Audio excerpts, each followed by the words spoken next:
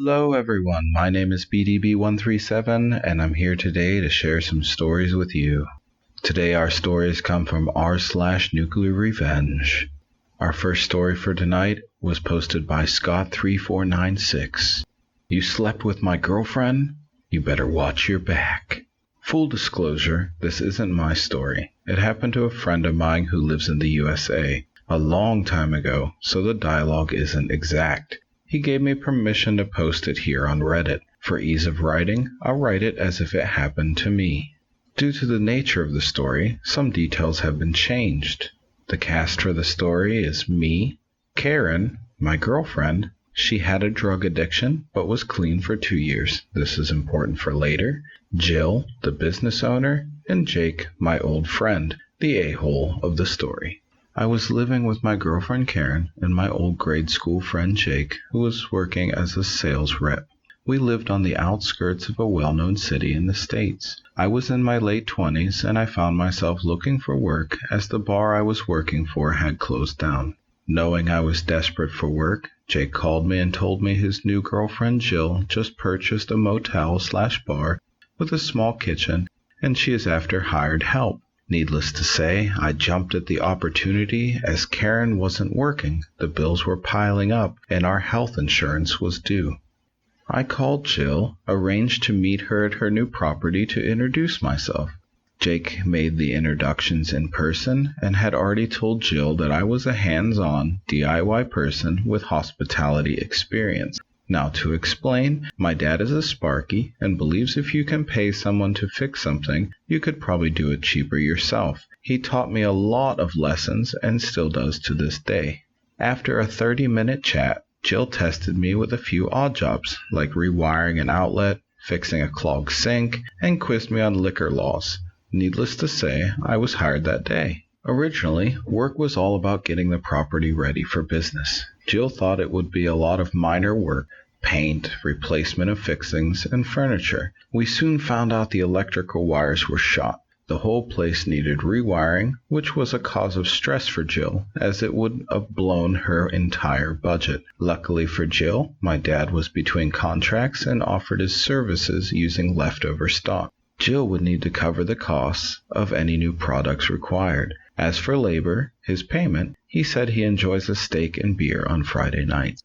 After 3 weeks of Dad helping, the wiring was done, was up to code, and at a fraction of the cost. Jill and I spent 1 to 2 months painting all 15 motel rooms, the bistro, and the bar, cleaning the kitchen, the cool rooms, etc. Jake would offer to help, but always left after 20 minutes saying he has to make a sale. Jill often worked well into the night. After all, this was her dream. I'd take some furniture home to restore it after hours, and I'd return it once it was restored. Business opened up after 6 months, and thanks to my dad, we opened under budget. Jill managed the business and I ran the kitchen. I worked where I was needed, in the kitchen, on the bar, tending to maintenance. I was on salary, second in charge, and could work any position. Things went smoothly for a year. Business was turning a profit, Dad was getting his weekly beer and steak, Karen seemed happy, Jake was still working as a sales rep for a pharmaceutical company. One day, my stomach was going crazy at work, so I clocked off and went home early. Pulling into my driveway, with the exception of a turning gut, things felt normal.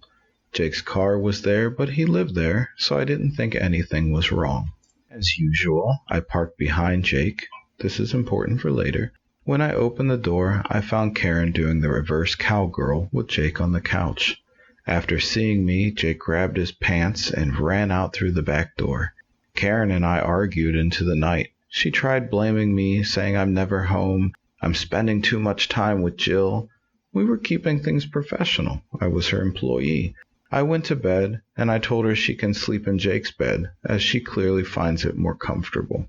I called Jill and informed her, as Jake was her boyfriend. She was upset as he cheated on her, but admitted she suspected he was seeing someone else.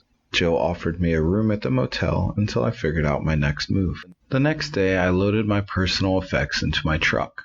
Jake's car was still there as I had blocked it in. I told Karen she can keep the rental and the furniture. I told Karen I'd be back for my tools in a few hours, and I would appreciate if she wasn't there. I went home that afternoon to load my tools into my truck. While I was grabbing something from under my workbench, I found a bag I wasn't familiar with.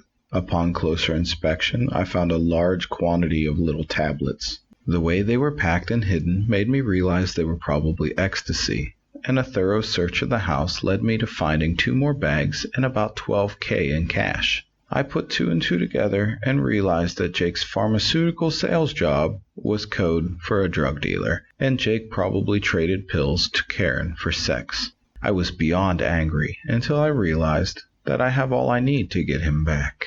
Now for the revenge. Jake's car still hadn't moved. I went inside and grabbed his spare keys, chucked on a pair of gloves that were in the garage.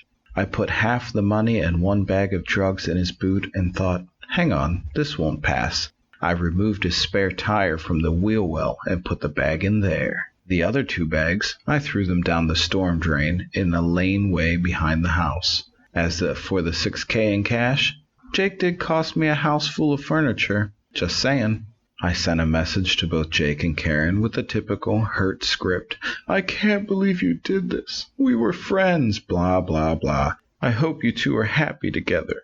I then made an anonymous tip to the local police and the ATF about a man fitting Jake's description, loading what looks like drugs into the boot of a car that sounded like Jake's car, and provided a partial number plate that matched Jake's car. It didn't take long for law enforcement to find the car and locate the drugs. What I wasn't counting on was Karen was driving the car at the time. She was later released when they found out she was driving the wrong car at the wrong time. A warrant went out for Jake's arrest. The icing on the cake? I found out later that not only was the police after Jake, his supplier was as well, as he had lost a lot of the product. Fast forward 3 months. I purchased a house. I was still working with Jill.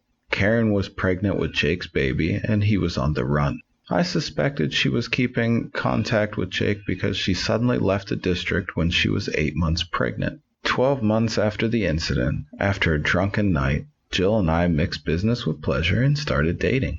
That was 10 years ago. We are married, have 2 children, and just opened our 3rd business. Dad still gets his weekly steak and beer. I did hear a rumor that Jake and Karen wound up in Alaska, but I can't confirm this. I do feel bad about it now because Jake made it possible for me to date Jill and live a wonderful life. I do hope he is well.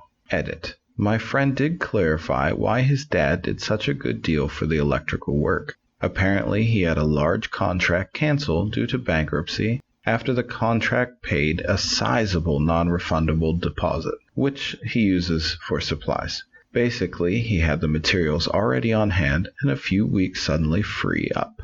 A++, gentleman. Too long didn't read? Best friend sleeps with my girlfriend? He now has police and drug gangs chasing him down.